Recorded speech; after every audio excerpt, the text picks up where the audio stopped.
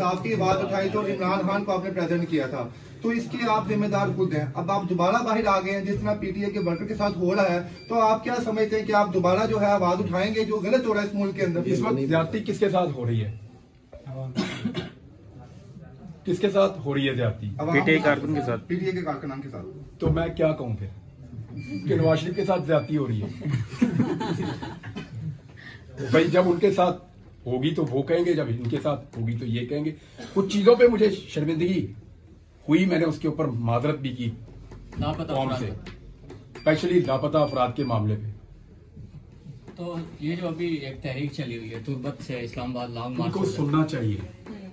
वो हमारे लोग हैं, कोई बॉर्डर क्रॉस करके थोड़ी आ रहे हैं। जहां पहुंचे उनका इस्तकबाल कीजिए, उनका ख्याल रखना चाहिए, उनको खाना पानी पूछना चाहिए। मैंने बलूचों को सही तरह पहचाना जब मैं घर बनाने गया था बलूचिस्तान में। हम सबसे बहुत बेहतर और मेहमान नवाज लोग हैं। टूटे हुए घर में बकरा ज़िबा करके खिलाते हैं वो। ऐसे ही बात समझ आ रही है? इमरान भाई, घर में बच्ची गाड़ी छत के नीचे आ गई थी, बच्ची फौत हो गई। वो टूटी हुई दीवार पे खड़ा था, हमें देखते ही उसने अपना दुम्बा ज़िबा कर दिया। छत नहीं बना पा रहा था, 25,000 का दुम्बा ज़िबा करके हमें खिला दिया उसने।